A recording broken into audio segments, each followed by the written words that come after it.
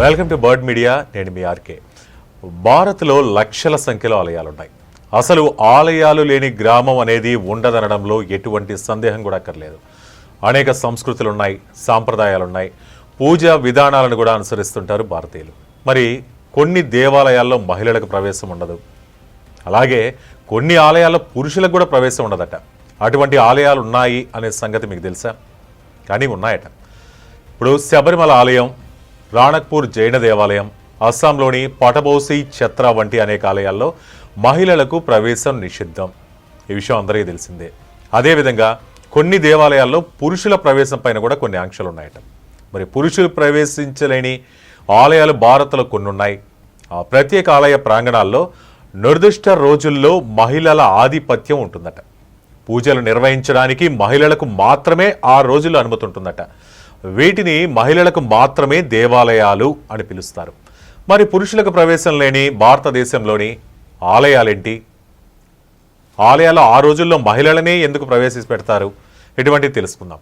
వీటిల్లో అట్టుకల్ భగవతి ఆలయం, ఇది కేరళ రాష్ట్రంలో ఉంది.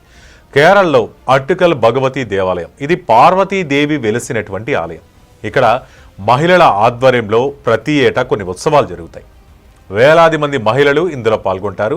దీనిని ప్రత్యేకంగా అట్టుకల్ పొంగల్ అని పిలుస్తారు.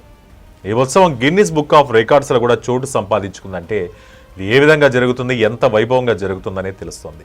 10 రోజుల పాటు ఫిబ్రవరి నుంచి మార్చి నెలల మధ్య జరుగుతుంది. ఈ ఉత్సవంలో మాత్రం పురుషులకు పూర్తిగా నిషిద్ధం. దీంతో పాటు ఇంకో దేవాలయం, బ్రహ్మ దేవాలయం అంటారు. ఇది రాజస్థాన్ రాష్ట్రంలో ఉంది. బ్రహ్మదేవునికి ఈ దేవాలయం ఉందా అని మీరు ఆశ్చర్యపోవచ్చు. అసలు బ్రహ్మదేవునికి పూజలు అనేవి చెయ్యరు అనేది మనకు తెలుసు. కానీ ఇక్కడ ఒక దేవాలయమే ఉంది. అందులో ఎటువంటి విశేషం ఉందనేది చూస్తే ఆ చతుర్ముఖుడికి చాలా అరుదుగా దేవాలయాలు ఉన్నాయి. వాటిల్లో ఒకటి రాజస్థాన్లోని పుష్కర్లో ఉంది. ఈ ప్రసిద్ధ బ్రహ్మ దేవాలయంలో వివాహితులైన పురుషులకైతే ప్రవేశం లేదు. గర్భగుడిలోకి వెళ్ళి దేవుణ్ణి పూజించడం అనేది ఇక్కడ నిషేధం. ఇక్కడ ప్రధాన దైవం పురుషుడే అయినా కానీ ఆలయంలో ఈ నియమం అయితే కఠినంగా ఉంది. ఇక్కడ ఒక ఆసక్తికరమైన కథనం కూడా ప్రచారంలో ఉంది. బ్రహ్మదేవుడు తన భార్య సరస్వతితో కలిసి యాగం చేయాల్సి ఉండగా సరస్వతి దేవి ఆలస్యంగా వచ్చింది. అలా రావడంతో బ్రహ్మ గాయత్రీ దేవిని వివాహం చేసుకున్నాడు. దీంతో కోపించిన సరస్వతీదేవి ఏ వివాహిత పురుషుడు లోపల గర్భగుడిలోకి ప్రవేశించకూడదు, ప్రవేశిస్తే వారి వైవాహిక జీవితంలో అడ్డంకులు వస్తాయని శపించిందట. అందువల్ల ఇక్కడ కూడా నిషేధం. ఇక మాతా దేవాలయం ముజఫర్ నగర్లో ఉంది. ముజఫర్ నగర్లో ప్రసిద్ధ మాతా దేవాలయం ఇది. అస్సాంలోని కామాఖ్య దేవాలయం లాగానే ఈ ఆలయంలో అమ్మవారికి ఋతుస్రావం అవుతుందని నమ్ముతారట. ఈ సమయంలో పురుషులు దేవాలయ ప్రాంగణంలోకి ప్రవేశించడం ఇక్కడ పూర్తిగా నిషేధం. మహిళలకు మాత్రమే ఆలయంలోకి అవకాశం ఉంటుంది. నియమాలు ఎంత కఠినంగా ఉంటాయంటే శుభ సమయాల్లోనూ పూజారులకు కూడా ఆలయ ప్రాంగణంలోకి అనుమతి ఉండదు. అలాగే దేవి కన్యాకుమారి ఆలయం, ఇది కన్యాకుమారిలో ఉంది. తమిళనాడులోని కన్యాకుమారి ఆలయంలో కూడా పురుషులకైతే ప్రవేశం ఉండదు. దేవి కన్యాకుమారి వెలసిన ఆలయం ఇది. ఈ ఆలయంలో ప్రవేశించడానికి ఏ సమయంలోనూ పురుషులకు అనుమతి ఉండదు, పూర్తిగా నిషేధం. వివాహిత పురుషులకు ఇక్కడ ప్రవేశం లేదు. కేవలం సన్యాసం స్వీకరించిన వారు మాత్రమే అమ్మవారిని దర్శించగలరు. పురాణాల ప్రకారం సతి కుడిభుజం వెన్నెముక భాగం ఈ కన్యాకుమారి ఆలయం ఉన్నటువంటి ప్రదేశంలో పడిందని నమ్ముతారు. ఇది ఒక ప్రసిద్ధ శక్తిపీఠం. ఈ మధ్య వార్తల్లో చాలా ఎక్కువగా వినపడుతున్నటువంటి ఆలయం కామాఖ్య ఆలయం అస్సాంలో ఉంది.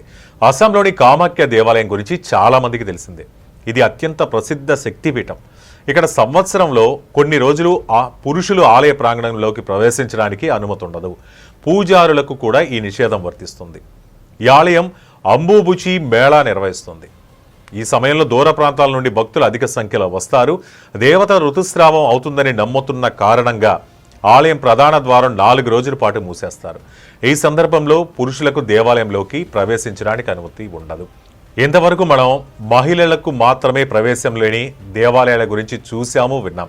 కానీ పురుషులకు కూడా ప్రవేశం లేని దేవాలయాలు ఉన్నాయి అంటే నిజంగా నమ్మక తప్పదు, ఇటువంటివన్నీ చూసినప్పుడు, విన్నప్పుడు.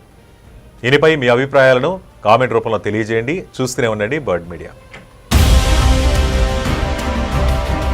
ఈ వీడియో కనుక మీకు నచ్చినట్టయితే లైక్ చేయండి, షేర్ చేయండి, సబ్స్క్రైబ్ చేయండి. అలాగే పక్కనే ఉన్న బెల్ ఐకాన్ని క్లిక్ చేయండి.